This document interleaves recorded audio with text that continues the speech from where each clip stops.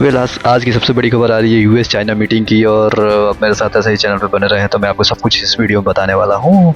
और चैनल को like and subscribe कर लें। तो यूएस चाइना मीटिंग एक नया मोड़ ले लिया है। यहाँ पे डोनाल्ड ट्रंप की चालाकी देखने को मिल रही है और वो डायरेक्ट चाइना से मीटिंग के लिए पहुँच गए हैं। डोनाल्ड ट्रंप चाइना के बीजिंग में शी जिनपिंग के साथ मिले और क्या क्या बयान दिए आप इस वीडियो में देख सकते हैं। वही वेल बता दें कि रूस के जो विदेश मंत्री हमारे इंडिया में आए और उसी के चलते उन्होंने एक बयान जारी किया और बोले कि हिंदी रूसी भाई भाई। और वो देखने को मिला जब यूएस चाइना एक साथ मीटिंग कर रही है तो वो हमारा साथ रूसी देखने को आ रहे हैं।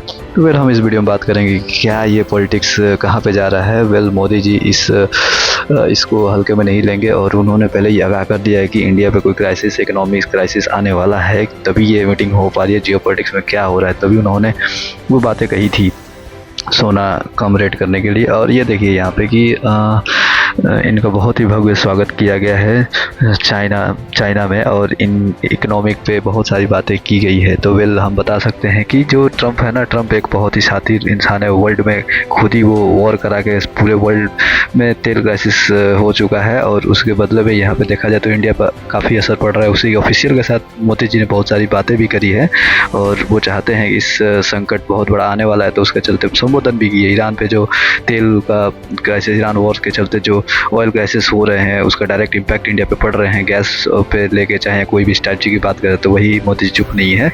वेल हम बात करें अगर शी जिनपिंग और डोनाल्ड ट्रंप की तो वो दोनों के रिश्ते अगर अच्छे होते हैं तो बहुत सारी इम्पैक्ट इंडिया पे पड़ने वाली है। और यही सब चाइना पे देखने को मिला क्योंकि चाइना भी हमारा उतना अच्छा दोस्त नहीं। आपको पता है कि चाइना भी हमें बहुत सारे मौक़ों पे धोखा देता है और अर्थव्यवस्था इसका बहुत अच्छा है, अर्थव्यवस्था में आगे है। तो यहाँ पे जाहिर सी बात है कि डोनाल्ड ट्रंप अपने फ़ायदे के लिए कहीं किसी को भी कुछ भी करवा सकते हैं, जैसे कि ईरान में देखने को मिला वही फ़ायदा। अब वो चाहते हैं कि अब इनको एक ही रास्ता मिल रहा है चाइना के साथ मिलकर काम करने का। तो चाइना के में आज जाके वही मीटिंग किए हुए हैं।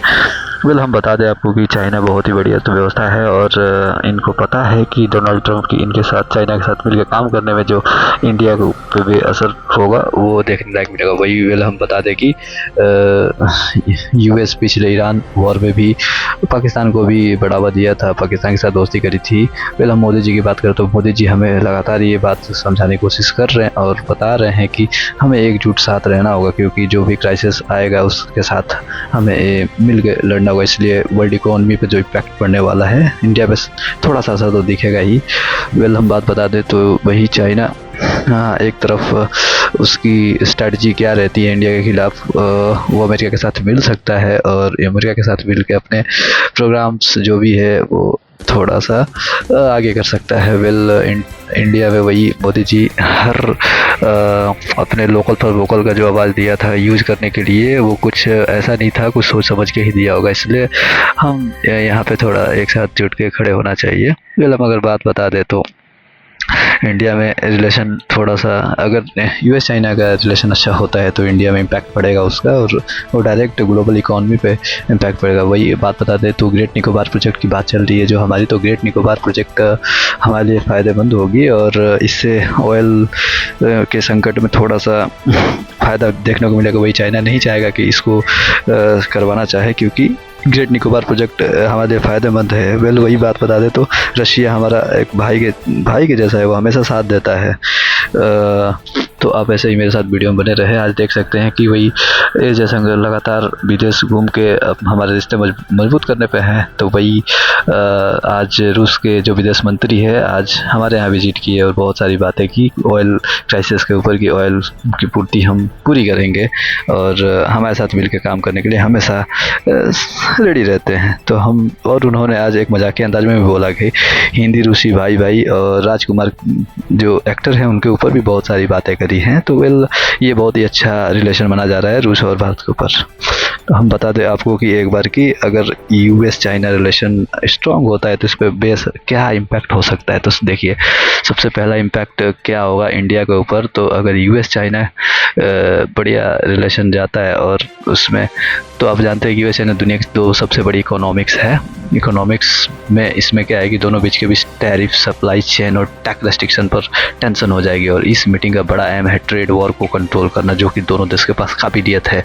वही टेक्नोलॉजी और एआई रिवलरी की बात करें तो AI chip, semiconductor, tech company पर कंपटीशन है और यूएस चाइना को एडवांस चिप्स देने से रोक रहा है।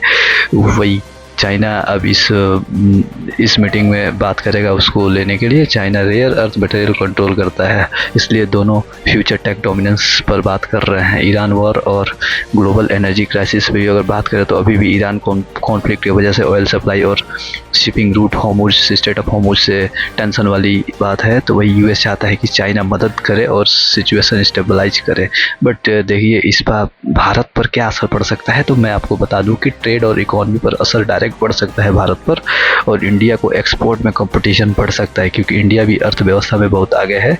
और चाइना के मटेरियल, आपको पता ही है कि चाइना अपने मटेरियल बहुत ही स्ट्रॉन्ग तो नहीं है, लेकिन कंपटीशन मार्केट में ज़्यादा ही आगे, इसलिए एक्सपोर्ट के मामले में थोड़ा सा दिक्कत आ सकती है इंडिया को।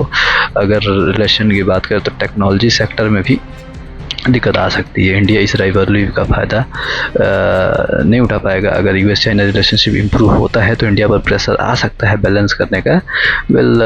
अभी अब आगे हम देखेंगे क्या होता है। आप मेरे साथ वीडियो में बने रहें और हर चीज़ हम आपको बताएंगे कि हर वो वर्ल्ड नॉलेज की बात करेंगे जो आप हमारे साथ वीडियो चैनल को लाइक एंड सब्सक्राइब कर दें, अंत तक देखें। धन्यवाद।